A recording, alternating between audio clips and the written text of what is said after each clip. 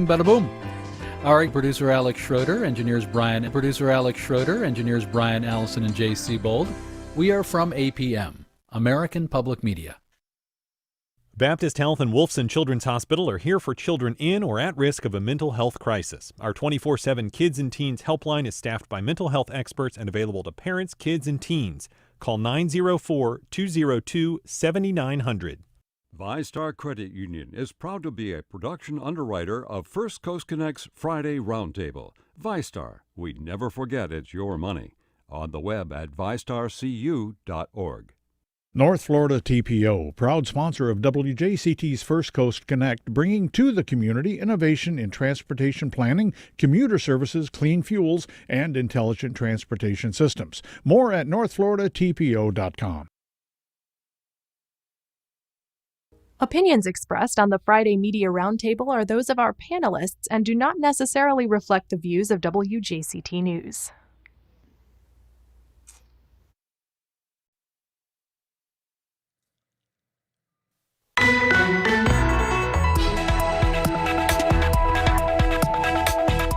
It's the biggest stories from this week. I'm Melissa Ross, and just ahead this hour on First Coast Connect, we'll take a look back at the week's top stories with our Friday Media Roundtable. As there's a mad rush at one local federal site to get the COVID vaccine, diversity meetings at Douglas Anderson High School go awry, and a downtown homeless camp is dispersed. All of those headlines and more just ahead with our roundtable. Then later in the hour, celebrating the 10th anniversary of Mocha Jacksonville's acclaimed Project Atrium series. It's all ahead after the day's news.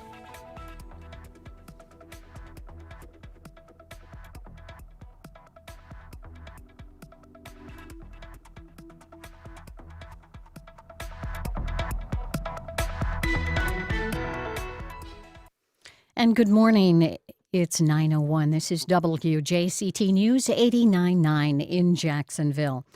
Governor Ron DeSantis predicts that fewer than half of Florida residents under 50 will get vaccinated against COVID-19 when they become eligible.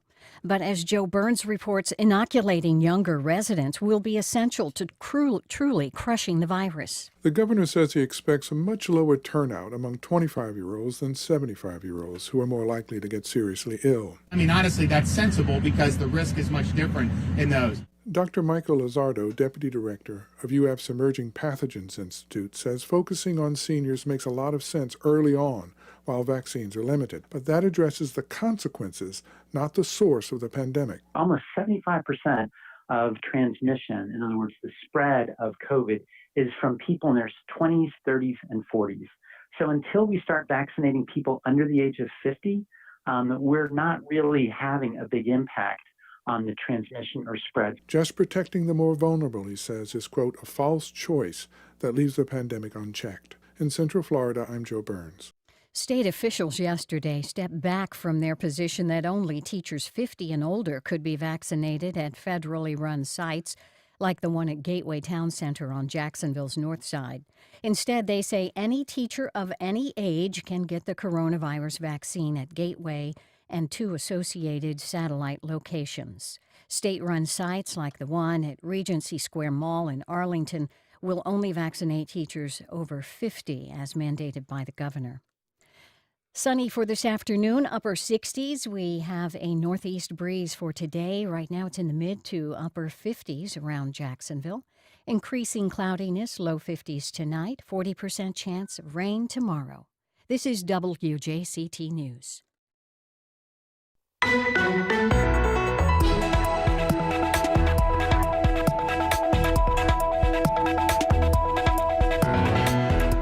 A mad rush at one local site to get the COVID vaccine.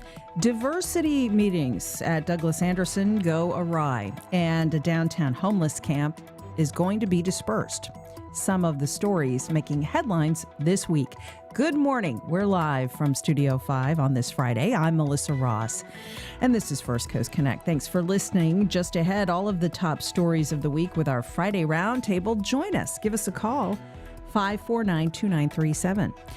Then later, celebrating 10 years of Mocha Jacksonville's acclaimed Project Atrium series.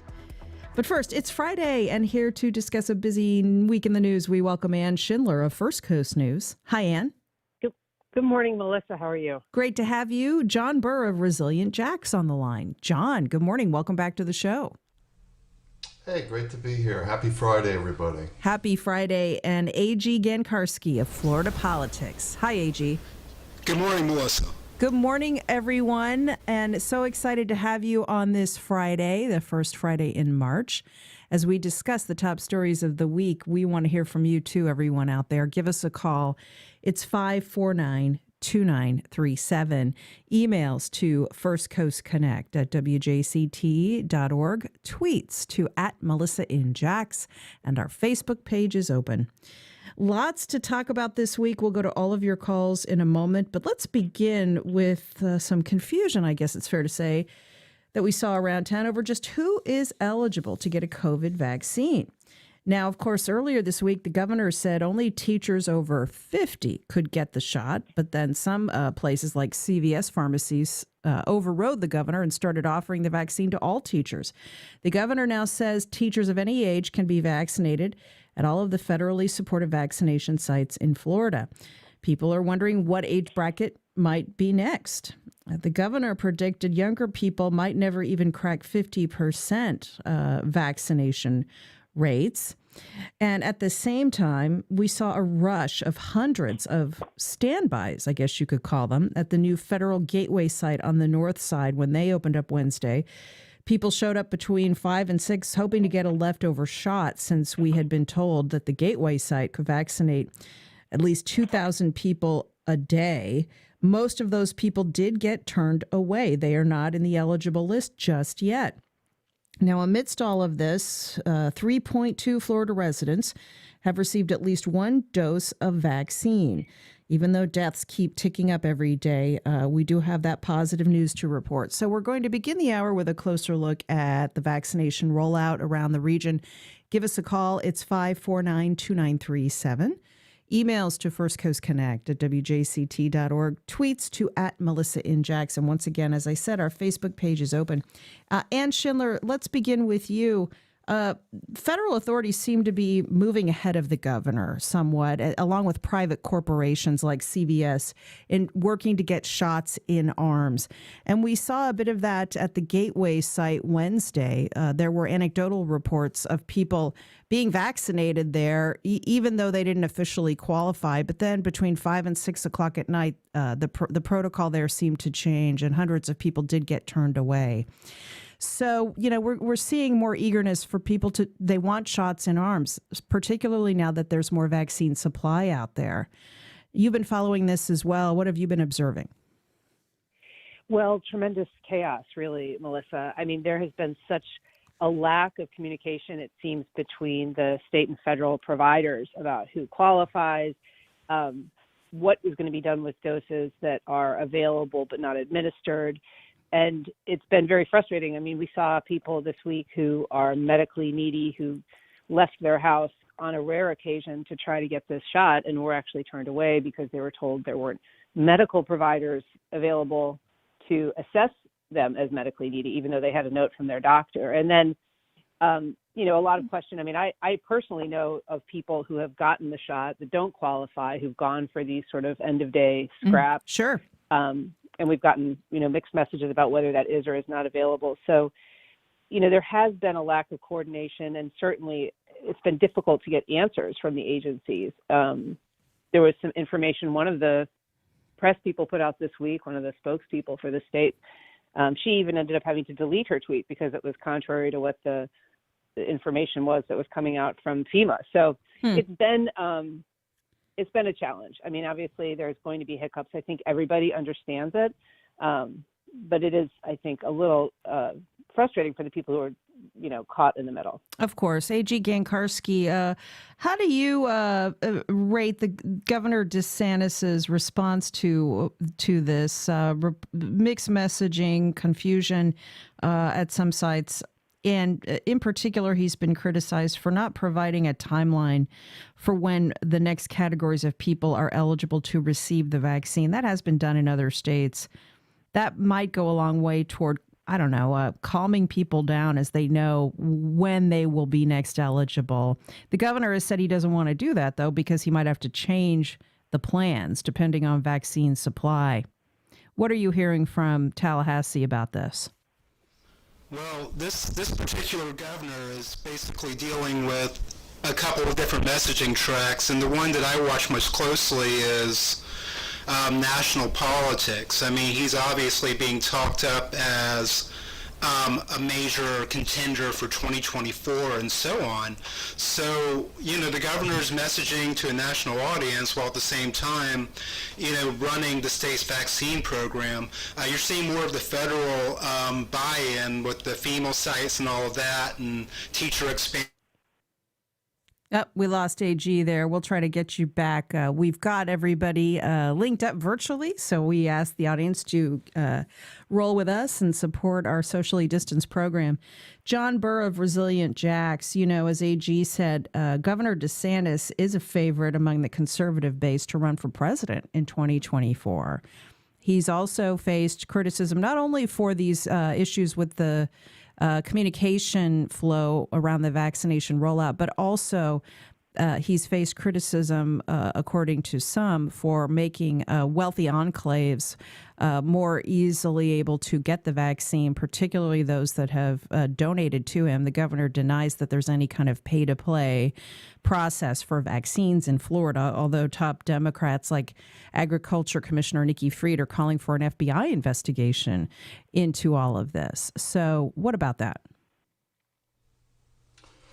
Yeah, the politics is very heavy over this issue, and it's really a shame because this has been true for the last year. Really, as everything related to the pandemic has become very political, and as has been said a million times, the virus doesn't care about politics. The virus strikes whoever can strike.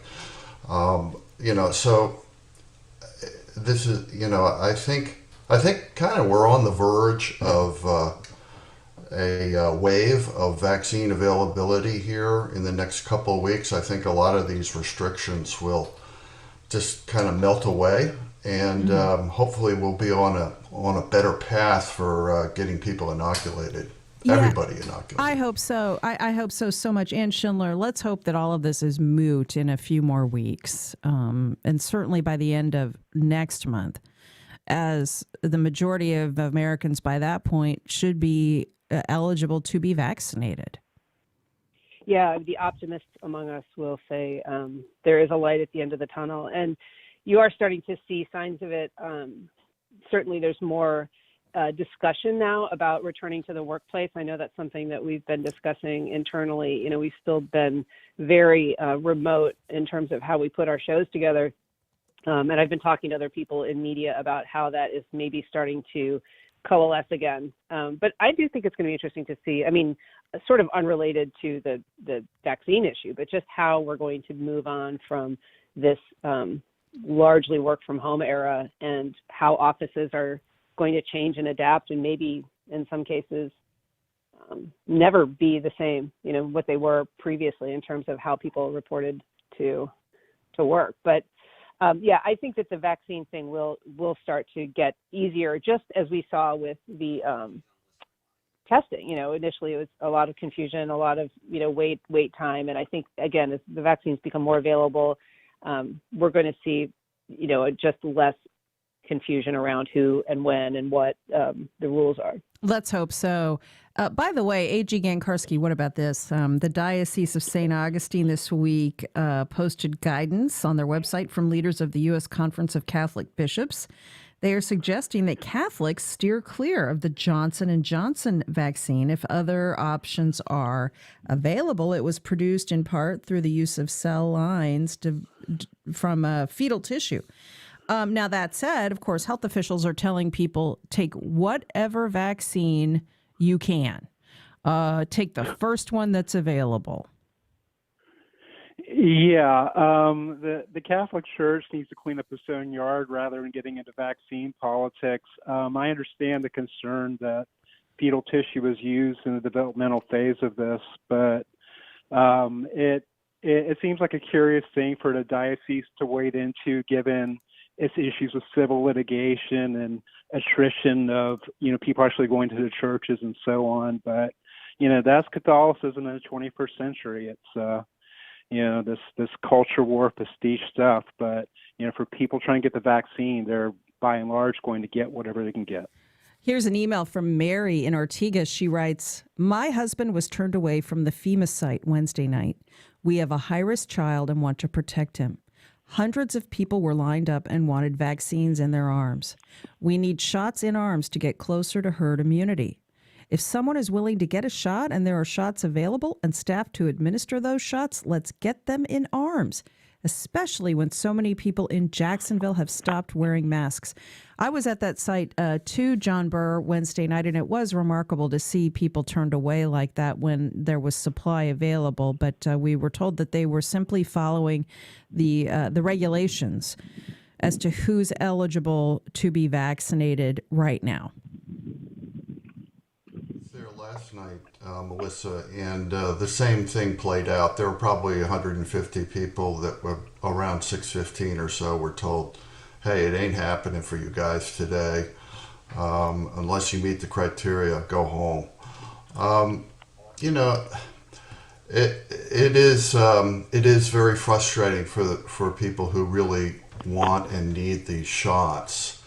However, if you don't follow the criteria, you really are going to have chaos, not just frustration, but real chaos, because people will show up by the thousands. Yeah, I mean, Ann Schindler, why not have two tracks now that the supply is opening up so much? Vaccinate the vulnerable, give them first priority, but allow the general population to come in and be sanctioned to be vaccinated if there is supply. Because as you said, we've been hearing anecdotally for weeks now that they're sort of doing that under the table when they can. They're giving out leftover shots to anyone who asks unofficially. So I think partly because the people giving the shots are reasonable people and they know that people need to get vaccinated. And if they have leftover shots, they need to be administered. I mean, we all heard stories about the snowstorm when, cars were being stuck and there was vaccine in transit and people were just walking up and down and trying to use the shots before they expired. There is a shelf life for these. And obviously, if people are coming and they're medically needy or they're living with someone who's medically needy and a caregiver, people who are in the healthcare field are inclined to help them. And it's really the directives that they've been getting, and sometimes very conflicting directives that they've been getting from different agencies that has created the confusion. I think that the people who are on site giving the doses are willing to make those available. And I think that that's why there has been some availability, because frankly, when you're on those sites and giving those shots and you know that there's a shelf life, it makes sense. Sure. And unfortunately, it doesn't always accord with policy. So it's our Friday Roundtable. What are your thoughts about vaccination rollout in our area? 549-2937. Let's go to your calls. Linda in Mandarin, you're on the air. Linda, happy Friday. Happy Friday. I told the young lady, I think the biggest thing is that I don't have $250,000 to give the governor for me and my friends to get vaccinated. I've been in my house since last March, and I've only gone to one outdoor function at Cummer. I want the shot, but I'm not, quote unquote, available. But let's be real. The states have the ability to fill out the guidelines, which Governor DeSantis has done. He's not going by the CDC guidelines. So the fact that was shut down on Wednesday, I think had to do with them getting wind that people who weren't in that group were getting shots. To me, the federal site should be allowed to expand because, Joe Biden helped bring that to underserved communities. And if any person in an underserved community wants to get a shot, those people who were there at 5 o'clock had just gotten off work. But because Governor DeSantis didn't prioritize, essential workers, they haven't gotten their shot. So my goal in March is to get a shot somewhere, somehow, because I have to go to get a note from my doctor's office to then take it to a site. That's another barrier for people who have health issues, but you need to get a form signed by your doctor and pick it up and print it out and take it to. It's just too much. It's too much. Yeah. And Governor DeSantis, he's giving the vaccine, 3,000 to a community in South Florida, to people who are over 65, who are probably not in the workforce and probably could shelter in place a little longer. But no, let's not do right. Let's just do what is good for his campaign in 2022. Thanks, guys. All right, Linda. AG Gankarski, of course, the governor has denied any sort of pay-to-play situation in terms of the vaccination rollout around the state. Our Florida Public Radio has spoken with FEMA about the FEMA sites around the state. And what we're told is that the state selected these sites. FEMA is partnering with the Florida Division of Emergency Management, and the state is actually operating the FEMA sites for all intents and purposes. FEMA providing logistical support and administering the vaccines. So with regard to what happened at the Gateway site Wednesday evening, it did appear as though there was a change in protocol around 6 o'clock. I was there too. And people did get turned away, whereas previously, at least some people who just walked up were being vaccinated.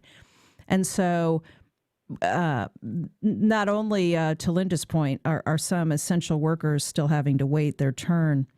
The other interesting thing that happened with the Gateway site, AG, was that people that saw the social media discussion about it couldn't help but point out that it was probably the most white people that had been at the Gateway site in many, many years.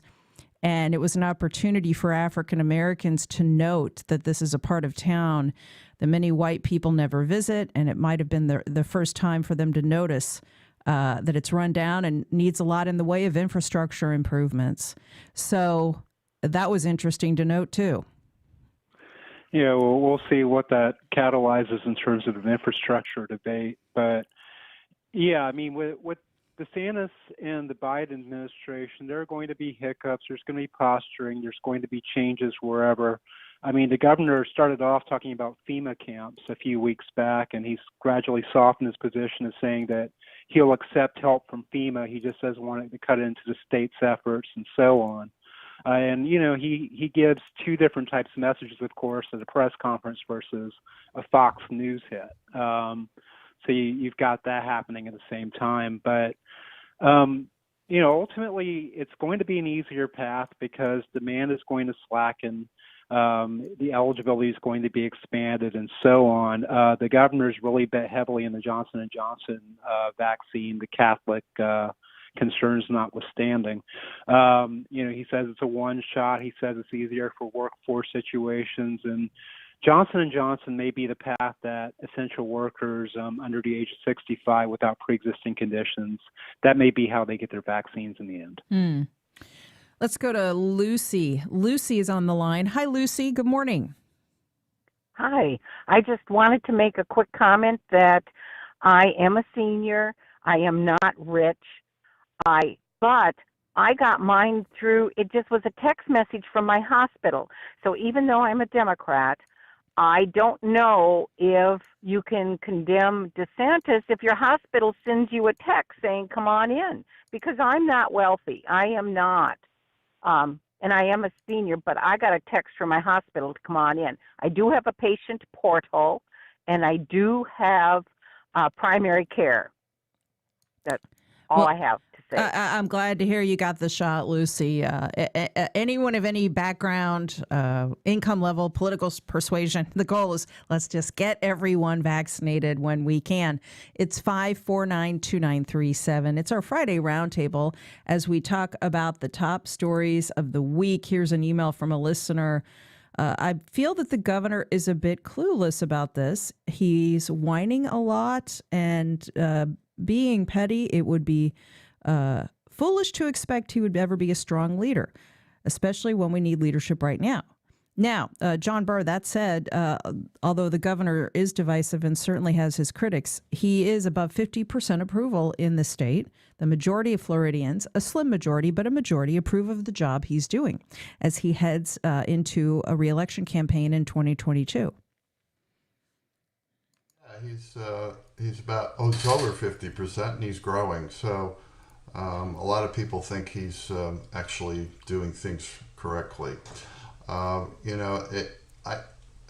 It just strikes me that I just feel in my gut that in 2 weeks to a month at the latest, these vaccines will be available, as Ann noted, in the same pattern as the test work became suddenly available. And, hopefully people will take advantage of that and get their shots. And it's going to be a much easier and much smoother process than we're seeing today. Let's hope so. And it's our Friday Media Roundtable as we talk about the top stories of the week.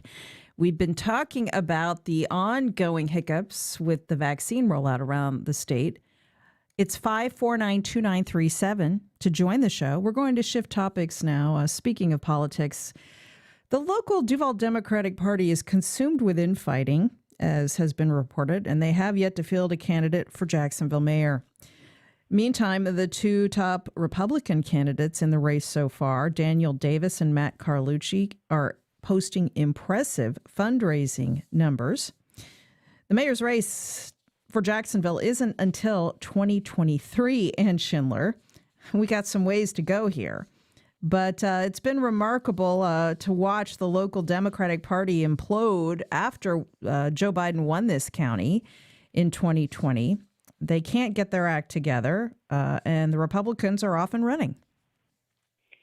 Yeah, it is a early start to this race. And, money is making itself known already in terms of who the favored candidates are. And of course, the list of donors is all of the usual people that we know typically make candidates succeed.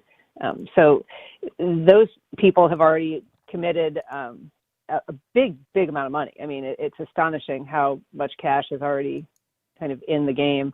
And I don't know what it is with the Democrats. It does seem that they're a little flat-footed on this jump. I don't know if it's that they didn't have, enough decision-making about who is going to run. But I am frankly surprised that we haven't seen a couple of the people that were rumored to be potential candidates try to, at least insert themselves into the discussion at this stage so that they're not written off entirely. A.G. Gankarski. Yeah. Boy, I'll tell you, Duval Democrats, they've got a registration advantage. They would seem to have all the momentum in the world, and it's a circular firing squad over there. This whole issue with Daniel Henry, the chair, various local leaders, it makes them all look bad. Nobody comes out of this looking good. The people calling for the chair's resignation don't look good. The chair certainly doesn't look good. It's an abomination, and you have to wonder why the Florida Democratic Party hasn't stepped in and refereed a little bit. I mean, cycle after cycle, we see this rudderless state party basically sleepwalking, doing the Ric Flair flop as they lose election after election in the state. And yet again, you've got a major party in Northeast Florida, and they're not doing anything about it. And Daniel Davis is going to bring home all the Tallahassee money. Matt Carlucci's basically like cleaning up on the white Democrats, and there's not really going to be a lane for a Democrat, which a few weeks ago, if you told me that, I would have thought it was incredible. Yeah. John Burr, let me correct myself. Daniel Davis has not officially declared yet, although he is widely expected to run. He's already raised millions. He's currently the CEO of the Jacksonville Chamber. Jacksonville City Councilman Matt Carlucci has declared. He's raised over $500,000. So, I think AG's right in the sense that Carlucci will draw, if no Democrat runs, Carlucci will draw a lot of Democratic votes in this mayor's race. The question is, will the Democrats be able to field a candidate at this? We'll have to see. Yeah, it's a tough ask for any Democrat in Duval County to run for mayor's office. But, the Democratic Party has to run someone. It was a terrible look in the last election when they failed to even field a candidate for mayor. If they did that twice in a row, it would be it would just really just highlight how irrelevant they are in Duval County. They have to field someone, but on the same time, who's going to step into the breach against Carlucci and Davis? That's a tough ask. It's 549-2937. We're talking vaccinations, politics, and more on the show. Let's go to Wayne in Jacksonville. Hi, Wayne. Good morning. Go Hello. ahead. Hi, Wayne. Yes. Hi. The state is not allowing the county to make appointments, and the state has a gateway on their portal system for making appointments. That is part of the problem with respect to the logistics and with respect to the federal site. So I think that it is important for individuals that are with health conditions or pre-existing conditions or other issues to work through some medical provider in order to obtain an appointment.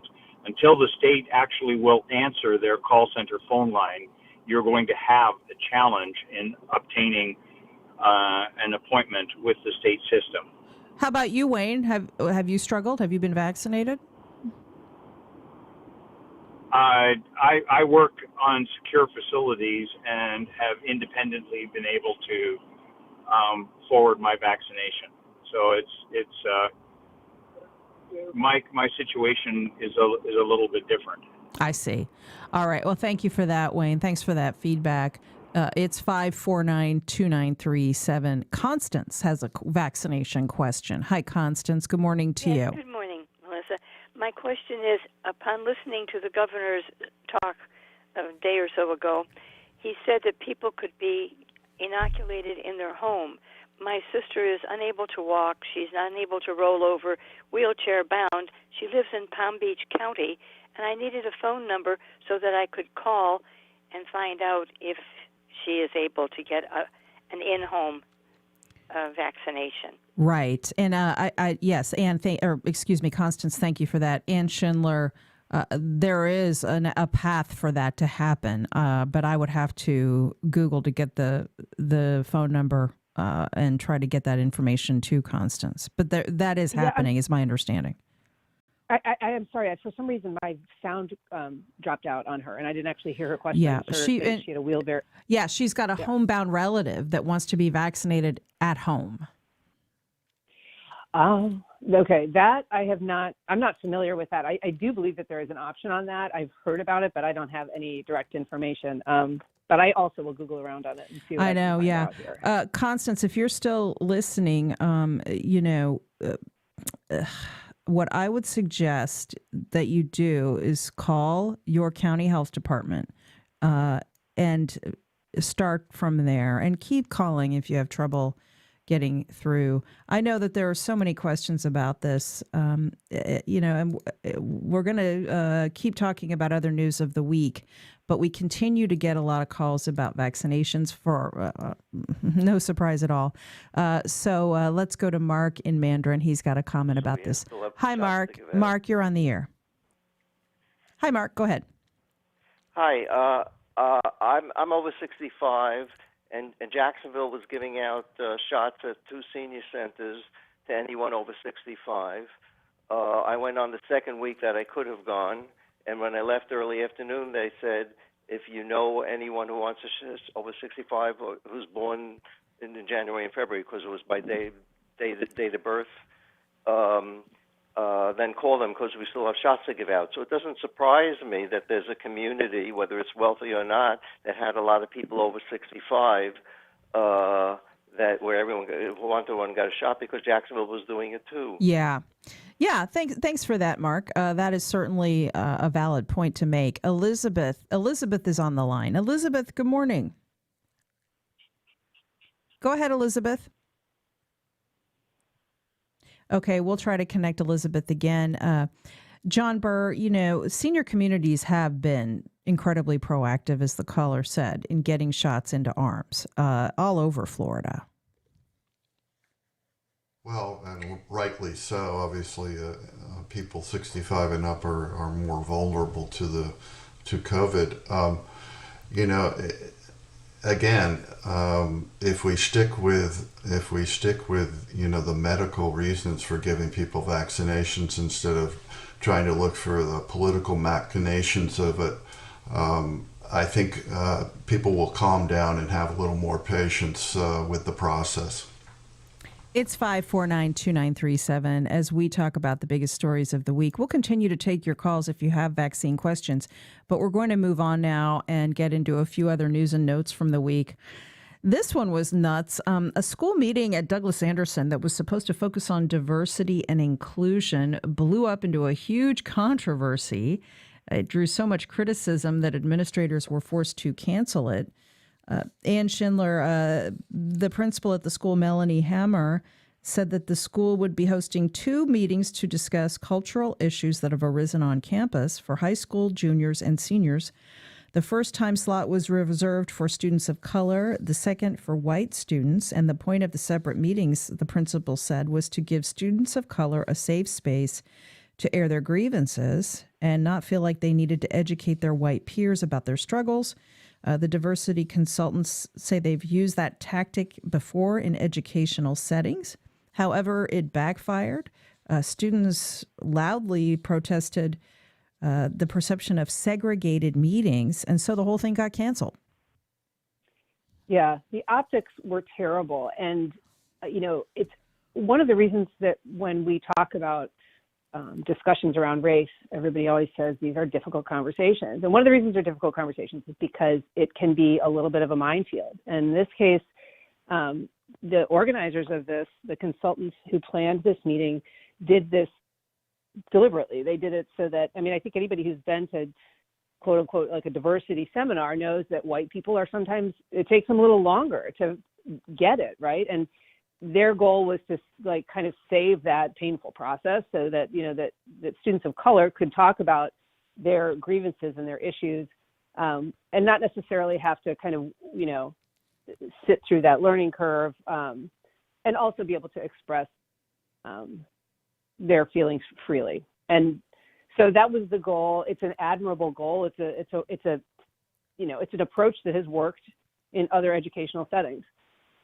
But it's the kind of thing that needs to be handled carefully, and perhaps in this case just wasn't as smooth as it should have been. I think that if they had approached it somewhat differently or had involved some student leaders in the plan instead of just sort of announcing it and pushing it out over an email, they probably would have had more buy-in. I don't think that the goal is objectionable, but I do think that the optics were really bad. Yeah.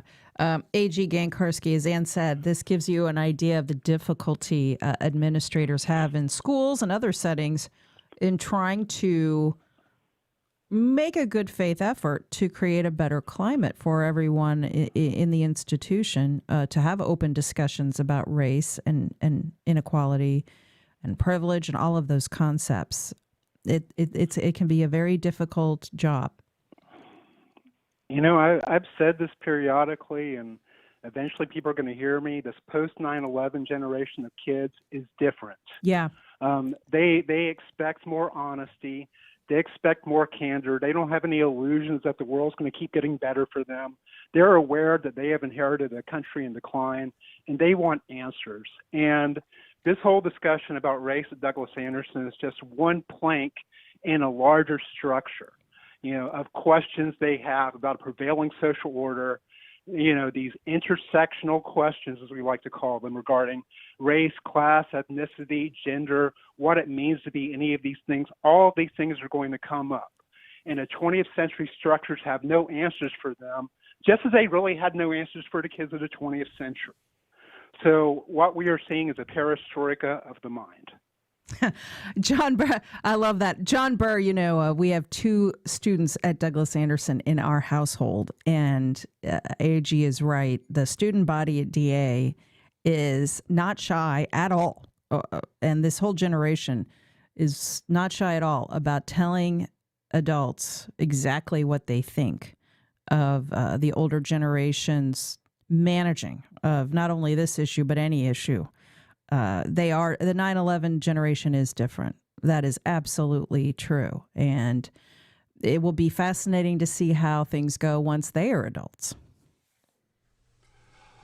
Well, yeah, God bless them. I would much rather have a generation of young people who are questioning and speaking out rather than docile and acceptant. You know, I came of age in the 70s, and believe me, there was plenty of speaking out and talking back to parents then too, and questioning the foundations of our culture and our country. I get what people are saying about the current generation, but you know, a lot of this has to do with just being a teenager and a young adult and coming into the world and questioning, you know, the basis of the culture and the laws that you have to live under. I mean, this is a natural thing to a large extent, I think. 549-2937 as we talk news of the week. By the way, the lady that asked about homebound vaccination, there is a special program for Florida Florida veterans who need vaccinations at home. And a listener tweets the show that the Florida Department of Health in Palm Beach County is developing plans to address homebound seniors. So if you're still listening out there, call the county health department. That goes for everybody to get a question answered. And as we continue the discussion, it's our Friday Media Roundtable with Ann Schindler, John Burr, A.G. Gankarski, and myself, and your calls at 549-2937. Now, another big story from the week, citing health and safety violations. The city of Jacksonville is fencing off a La Villa block near downtown where homeless people have been living, sometimes by the hundreds, in an informal tent city. Residents there have been told they have to leave by next Tuesday.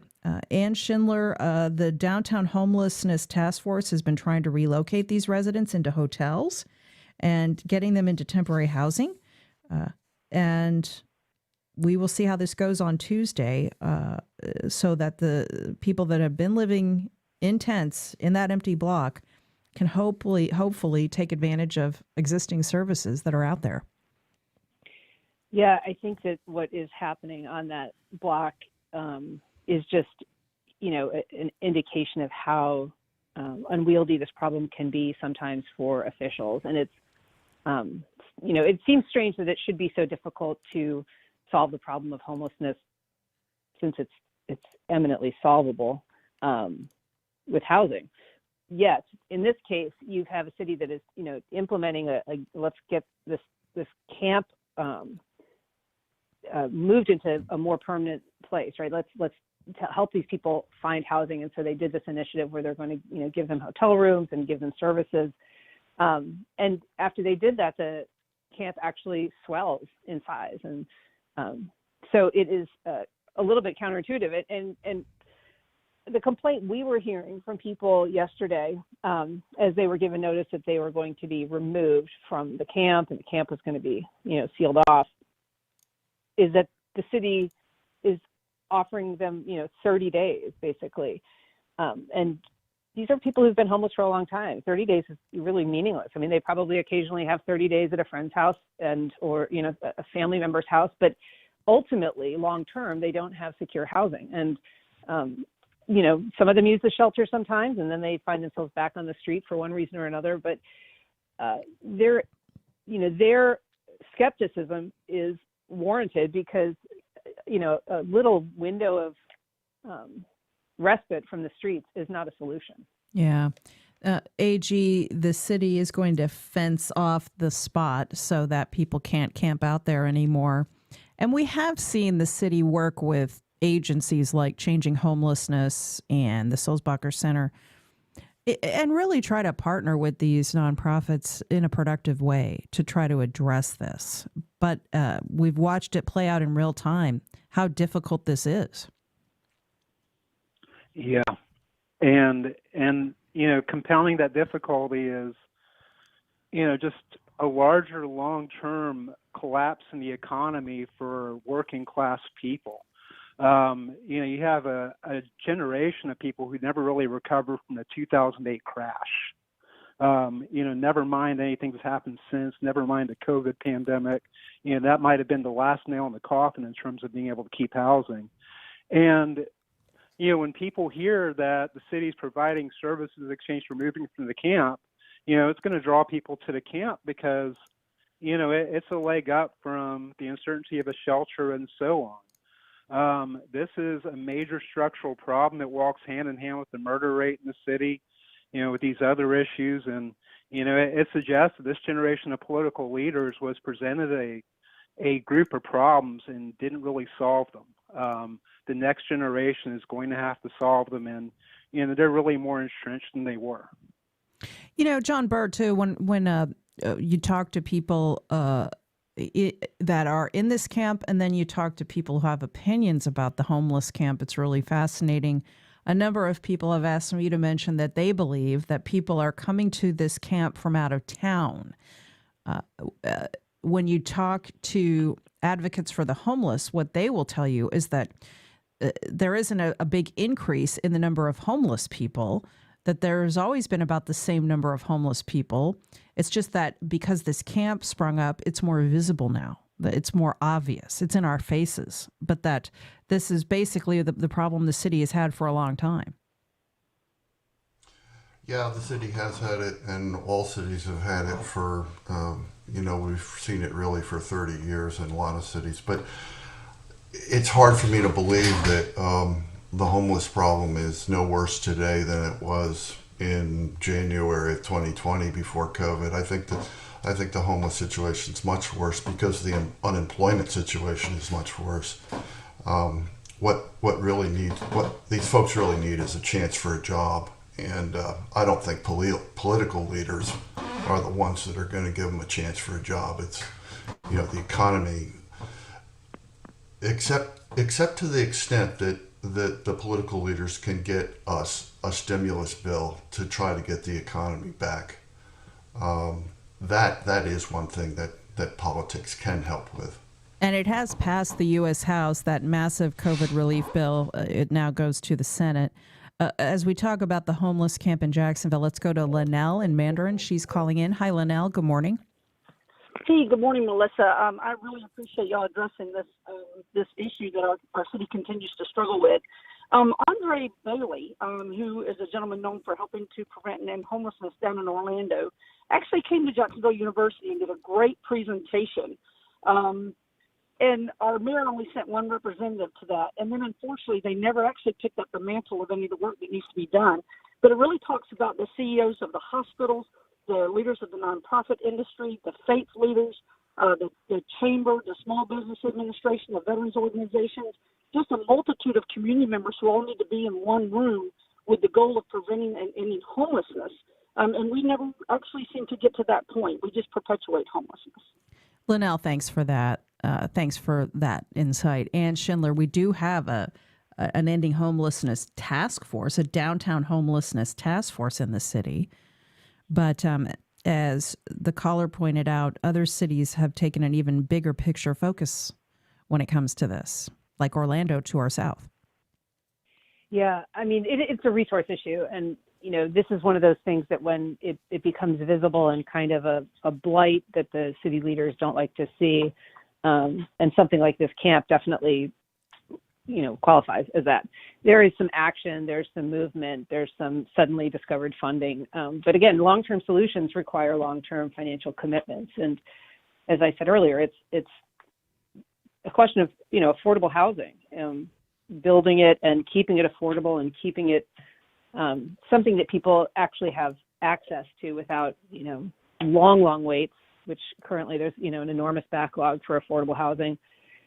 And, help finding those resources, help getting people into homes when they're available and helping keep them there so that, again, with this eviction tidal wave possibly coming, our colleague Nate Monroe wrote a really good piece about funding for Jacksonville area legal aid, kind of like the stopgap against another massive wave of people being evicted out, onto the streets. And if we think this is a problem now, if that happens, it's just going to grow. And the agency that can help prevent that isn't properly funded. So it isn't rocket science to figure out why it happens and that it might be happening more to a greater degree soon. Comments on Facebook, Marjorie writes, the homeless problem has always been there, but as Springfield gentrifies and the city tears down more downtown buildings, it has become more visible. Maria on our Facebook page says, affordable housing for homeless, seniors, and those with mental and physical disabilities is a crisis. Thanks for that feedback, everybody. And I want to thank Ann Schindler, A.G. Gankarski, and John Burr for appearing on this show. Guys, thank you so much and have a great weekend. Thank you, Melissa. Thank you so much. In a moment, celebrating 10 years of Mocha Jacksonville's Project Atrium series. That's after this. We'll be right back.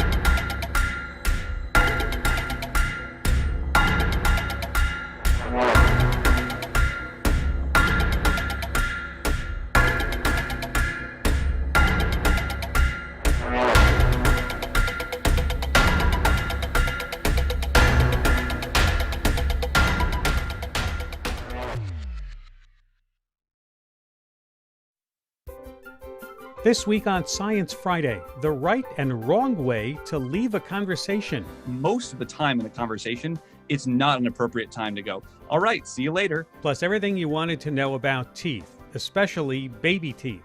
My question is, why do teeth move around so much before they fall out? All on Science Friday from WNYC Studios. This afternoon at 3 here on WJCT News 89.9. President Biden moves up the vaccine supply timeline, New York's governor stays put, and trending on Twitter, Texans react to this announcement with the hashtag #IHateItHere. I am ending the statewide mask mandate. I'm Jen White. We'll catch up on all the biggest headlines around the country this week on the Friday News Roundup.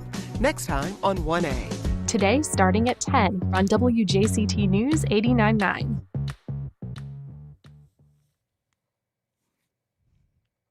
Welcome back. Well, Mocha Jacksonville is celebrating 10 years of its acclaimed Project Atrium series with a new project called Imagination Squared. Now, this is inspired by a public exhibition that took place a decade ago and kicked off the whole Project Atrium series. Right now on the line, we welcome Ilva Roos, Mocha's senior curator. Ilva, good morning. Ilva Rouse, I should say. Ilva, good morning. Good morning. And artist Christina Ford, who created the original Imagination Squared series 11 years ago. Hey, Christina. Hi, good morning. Thank you. And in a moment, we'll go back to that because I well remember when you created this back in 2010. But first, Ilva, tell us a little bit about Project Atrium. You're celebrating 10 years of this series, which has been fantastic for Mocha Jacksonville. Yeah, the Project Atrium really is our star project in the museum in the sense that it gives a unique opportunity for artists to do what we call a site-specific project. So an installation that responds to the space and to the community in a very special way. Christina, back in 2010, you created the original Imagination Squared series. Let's go back to that original exhibit and describe it a little bit for our listeners, and then we'll talk about what you have going now. That sounds great. My fellow artist and friend, Dolph James, and I got together regularly back in 2010, and one day kind of came up with this idea to do a creative response project, which would essentially encourage an egalitarian voice of the community members, specifically geared towards non-artists. And we thought it would be fun to distribute kind of quietly through the community wood squares, allow people to modify them and return them within a finite window. And then we promised we would put them all together collectively in public.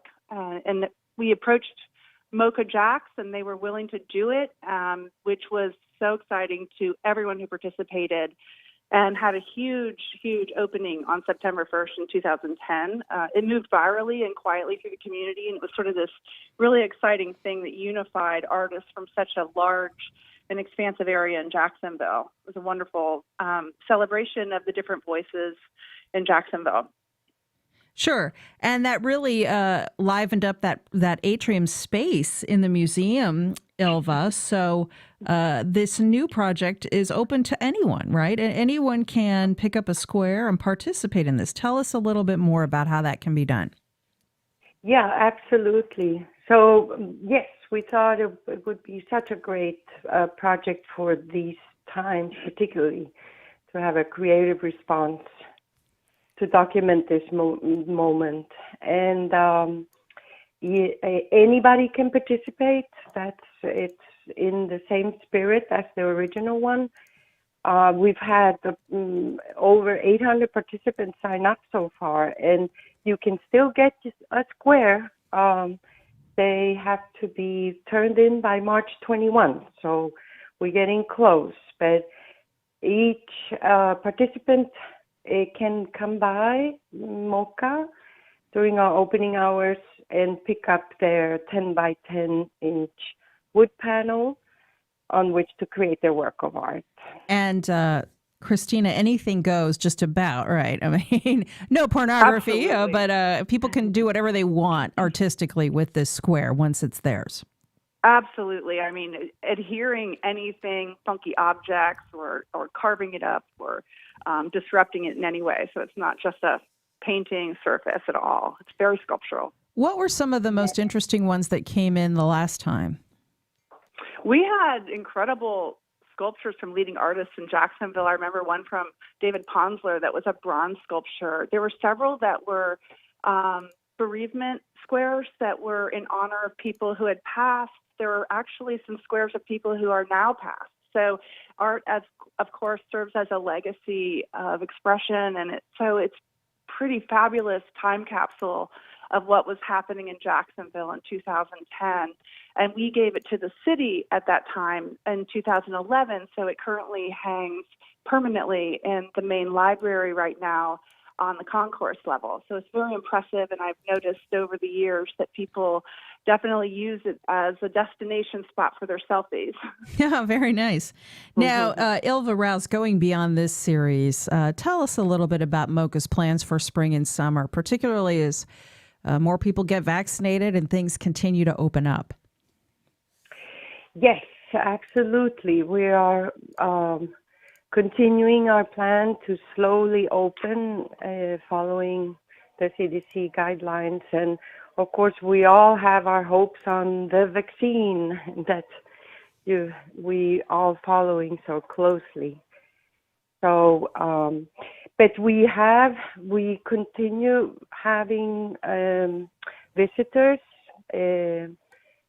with safety guidelines. So please come by the museum. There are a lot of exciting shows that you've featured, Melissa, on your show. And we continue having a really robust online presence. So you can always visit our website and do virtual tours of all the exhibits. So lots going on. Lots going on. Check it out at mochajacksonville.org. And if you want to participate in Imagination Squared, stop by the museum, pick up a 10 by 10 wood panel, and create your work of art. The deadline to turn your square back in to be part of the exhibit is March 21st, and the show opens April 16th. Thank you so much, artist Christina Ford and Ilva Rouse, Mocha Senior Curator, for being with us today. Have fun with it. Thank you. Thank you. And that's our show. Thanks for listening, and thanks to all of our guests and callers, along with producer Heather Schatz, director Josh Torres, news director Jessica Palumbo, and digital editor Bill Bortsfield. Make sure to join us today at noon on the Florida Roundup. That's our live statewide call-in program where we round up the biggest stories from the week. I'm Melissa Ross. This is First Coast Connect on WJCT News 89.9 Jacksonville. Have a great Friday, everybody.